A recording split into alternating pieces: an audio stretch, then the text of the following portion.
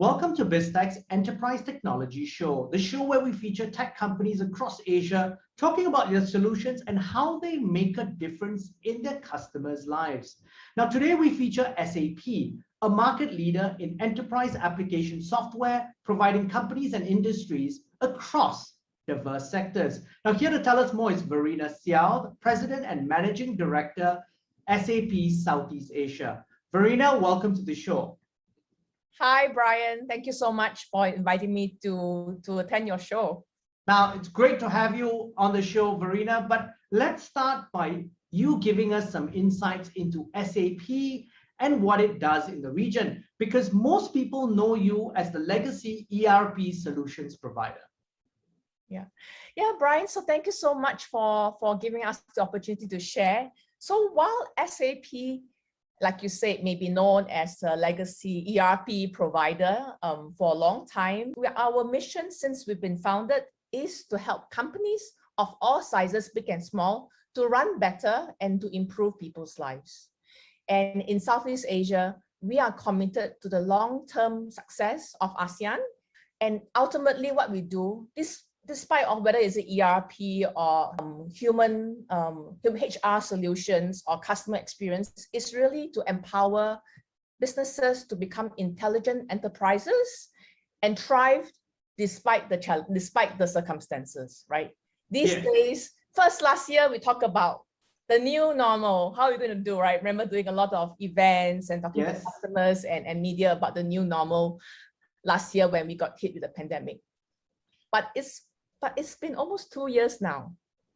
And now there's a term about, well, it's never going to be normal as we know, right? So how do we not just survive, but how do we thrive in the constant changing environment that we have today and will continue indefinitely, right? It's the never normal, something I learned recently. The never normal. And SAP is here to help by really looking at what are the business goals and priorities that companies want to achieve in the longer term and helping them to reach those goals by each individual transformation plans for those companies. And each company has a different journey, regardless of size. They all have a different view, different perspective. And we have the required expertise across the industries that we are in for many years. Next year will be our 50 years anniversary, and to enable businesses to grow and scale and innovate for a sustainable digital future.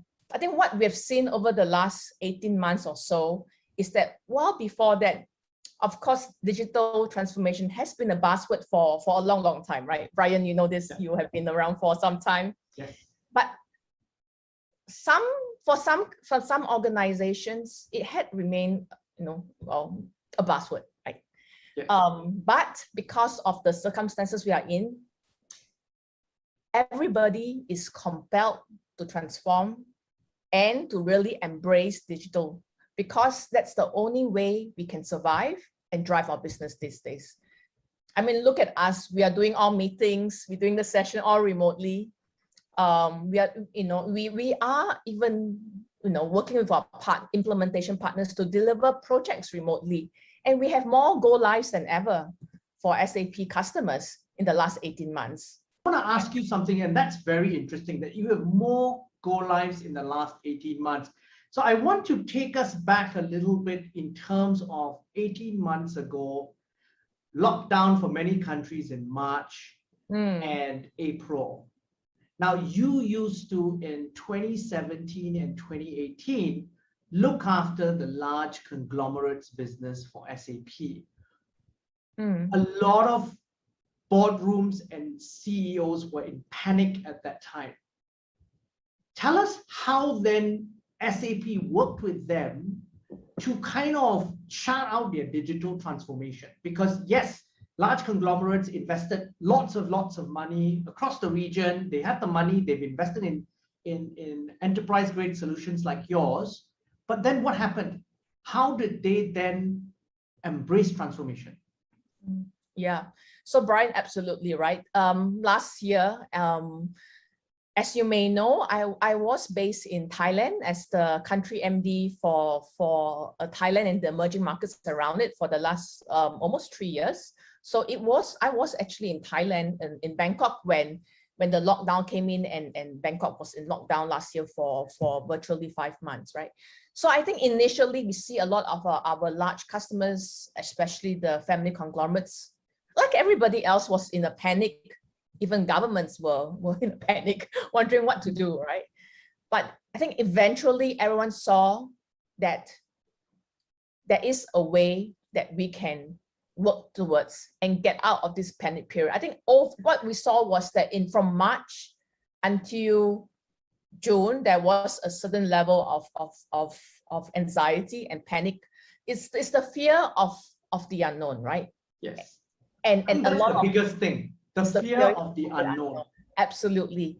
And of course, as you know, many of the conglomerates would have some amount of business in manufacturing. Factories have to close down. What do we do? But as we get into the second half of the year, we see that many companies are coming to terms with it and say, all right, what do we do?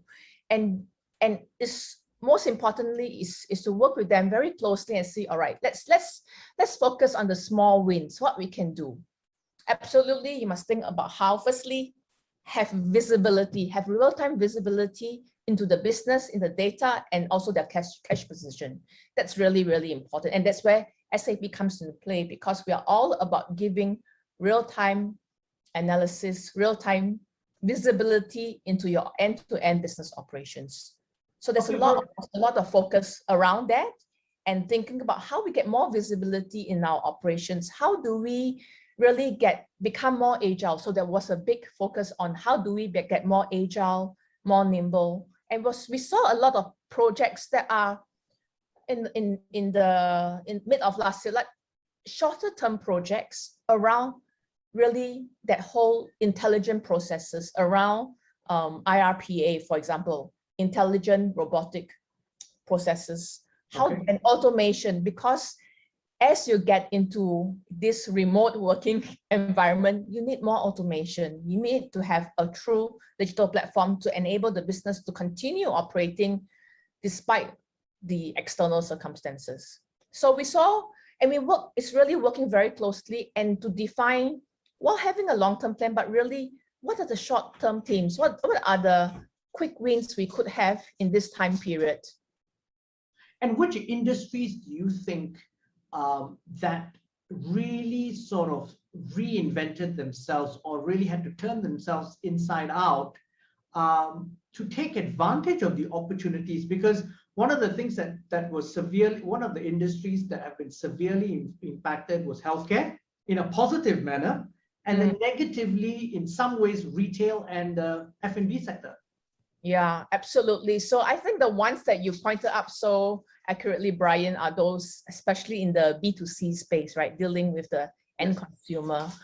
What we see is really interesting is that even though we have this pandemic, which we never faced before in most of our lives, based on a most recent report by Bain, Google, and Temasek, as more and more consumers and businesses come online, and there were a huge number, really a surge last year that I think you know very well as well.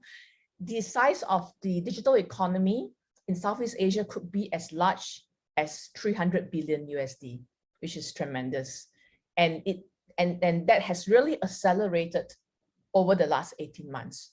So retailers and healthcare also have to pivot. The good thing is many of them already were thinking about a digital strategy, have some side of an online presence, but it's really also dealing with the logistics, the back end, and also providing that real-time insights into their operations that help them.